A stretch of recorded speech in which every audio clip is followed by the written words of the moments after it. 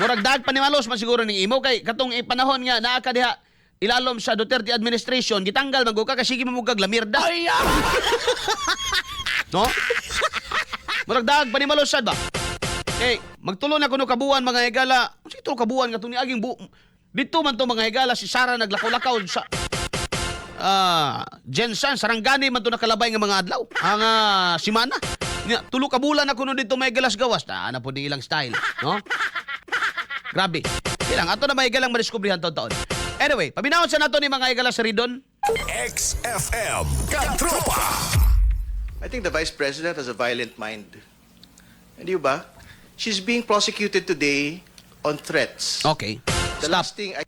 She is being prosecuted on threats, no? Imagination. I think everybody has a violent mind, mga higala, no? Kung masubrahan ang tao, tanong po din mong konteksto ba? Anong niabot sa punto, mga higala? Anong nasuko? No? Imposible naman kayo, mga higala, muyaw-yaw ingato nga naalang sa otherwise, mga higala, na ay problemas no? Na pwedeng makaingon ka ba no nga? Basin ay problema sa mood. Ano sa ba? Pero ingato kasuko mga higala, magpakita og tawag ni ini magpangagot ang tao, no?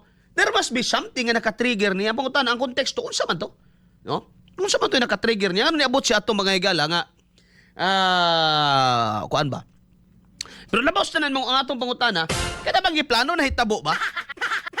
Kay inyo siyang gina-prosecute on a mere imagination. No? Gina-prosecute mga higala si BP Sara on a mere imagination. Unya, wadyo kay makitang kakampi ni Sara karon gawas katawan, klaro lang istorya. No? Di man sa pag-ingon may higala nga musolicit ko og kana bang simpatiya, pero nakaingon ko karon mga higala. Karon na gyud panahon na nga ang vice presidente murag maoy presidente mga higala ang iyang standing sa iyang gahum. ay, Lagi. Kita ba kag kakampi ni Sara mga higala naaman pero they will not come into the open nga naman. Kahibaw sila mga higala mamiligro sa ilang buhay-buhay. Bullseye. Bullseye. Nga naman, perting gamhanana lagi ning mga tao karon, no? Perting pabuang-buang na ng ubanda mga higala pero perti ilawom tako ray tirada ana. Tinuod na. Bullseye. Unsa ba gud imo mga higalan ka kada bang wa kay gisaligan ba no? Kaya ba gud nimo mangangkon og project sa ubang mga tawo mga higalan nga kuan? Bullseye. Bullseye. Na ay, siguro mga higala pag atubang sa kamera, okay kaayo. Siyempre mga higala, likod sa kamera, wa po'y mga tao dang muingog, mubulgar nga. Bullseye. Bullseye. Ha? Mubulgar mga higala nga maugid ni iyang batasan. Pero nakailaan ha. Bullseye. Pero mo lagi no, ultimo gani igsuon di naman tuuhan. Nan. No? Ining ma-feel na magudato ba no nga very personal no. Tanaw nimo bay. Adto ka simbahan. Pwera lang ha sa mga naadi mga higala. Bato-bato sa langit ang maigo. O di ka maigo, daplin lang no. Di ka maigo sa kong komentaryo, daplin lang. Pero purya buyag lang. Purya buyag ba dapat tingon na purya gaba. No. No? Natay makita mga higala nga mga simbahan.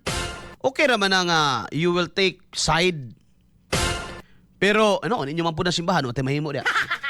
Inyo man po na. Pero in respect sa inyo mga members, gawa ganahe, tingali maghuna-hunasan mo. Nayo ba may higala no nga butangan og projector ang tunga simbahan mag-discuss unsa ang impeachment. Grabe.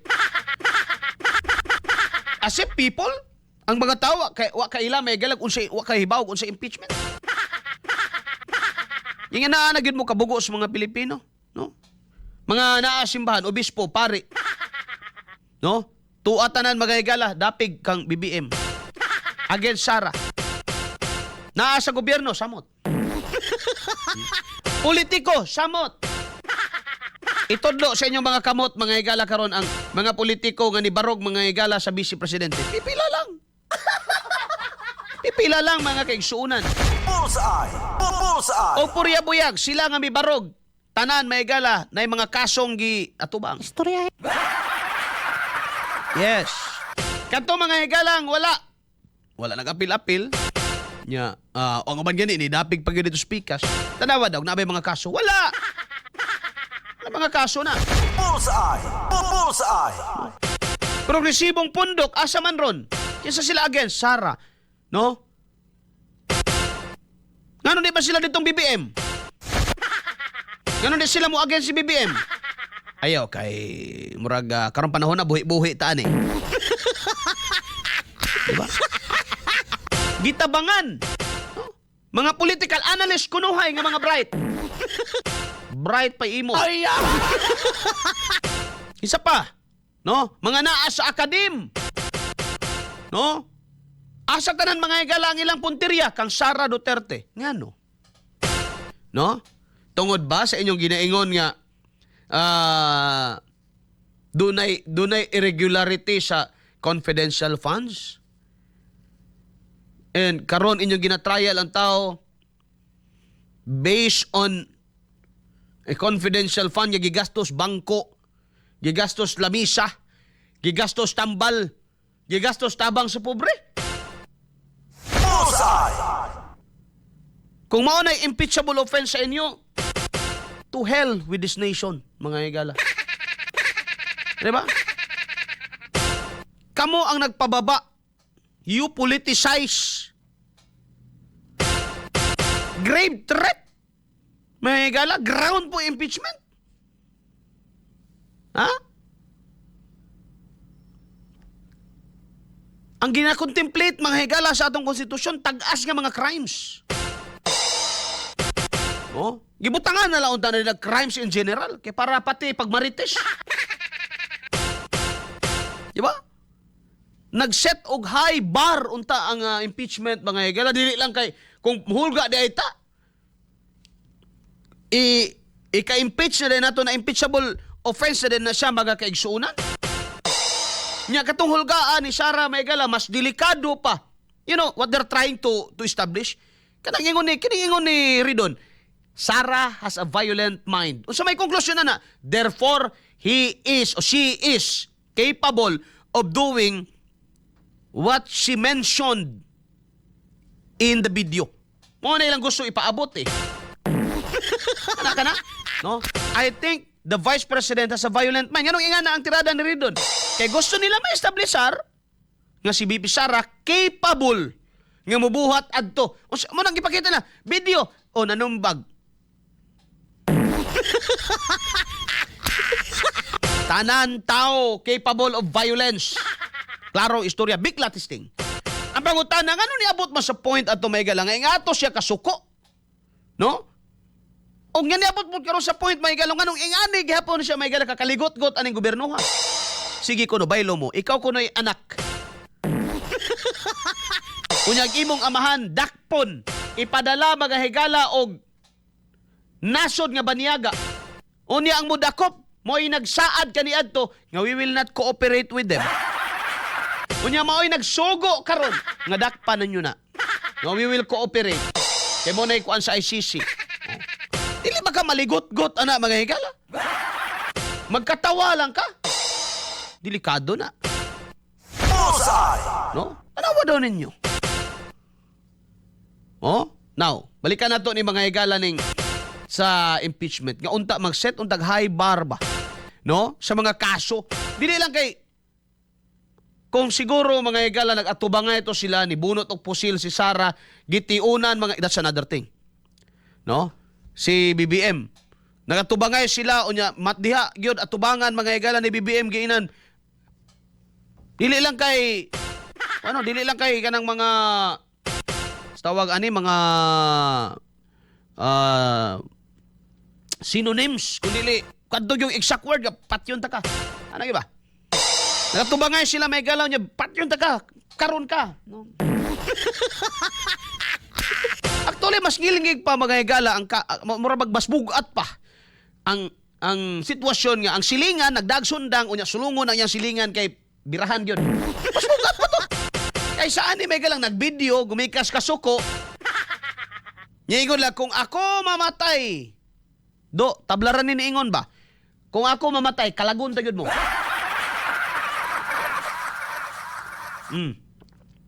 Kung ako mamatay ayaw gyud mo pagdaho makatuog mo. Di ba? Pamaura man na. Dili ko no, mas bugat ko no mga higala kay Vice President Mangoy Gaingon. Bullseye. Bullseye. Sige, padayon, Ridon.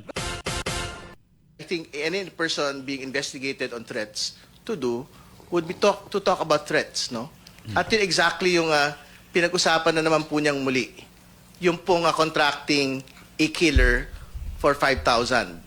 And the question is Joy Lami. being asked of her. Wa Joy Lami mga higala, gadako ra ng aping nimo. Tinood lang. Kini nga klase mga higala sa mga politiko, maoy nagpalisod pag-ayo sa atong gobyerno sa Pilipinas. Bullseye. Maoy na kaingon sa atong kalisod mga kaigsuunan. Hunaw na aragod ninyo pag sa kabila ka bis. Raimundo. Raimundo. Huna-huna ako no sa mga kapila ka bis. Namatay si BBM wa. And they're prosecuting now the Vice President mga higala through impeachment trial by an imaginary threat. A conditional threat. Mas bugat pang away mga higala silingan. Yung nagdaag puspos, nagdamay galag dos por dos, mas bugat pa na kaysa kiniingon ni Sarah nga pag ako mamatay. Na ako'y tao giingnan. Oh, sayang ka ng baragos bahay ba na? Tungos kasuko ba? Tungod sa kasuko lagi. Tanawin mo ang context. Anong suko kayo? Kung sa man din nakaingon. Bullseye. Bullseye. No? Kani mo, daog mangyapon eh. Sa man eh, saro Bicol man eh. Sunod ani mga higala, manumini na sad ni. Daog yapon eh. Balik lang yapon eh. O ni mga higala may og sa basura pa. Di naman ni unta recyclable, labayable na ni mga higala. Ang basura na to mga kaigsunan doon ay classification nga nabubulok, no? Hindi nabubulok. Di asan mga higalay pinakabulok. Wala. Wala na. Biodegradable, non-biodegradable, reusable, recyclable, o residual. No? That's according to Republic Act number 9003. Series of year 2000 or otherwise known as Ecological Solid Waste Management. No? Nga, doon ay classifications basura. Tama ba na? 9003 ba na? Nakalimot ko. Kasi napataka na nasa ta. Kaya murag nabungog ratag kape. Pero mudaog yapon, bay. Mudaog yapon. Saan naman lang ng Pilipinas, bay? Alas 8:10 na. Bullseye. Bullseye.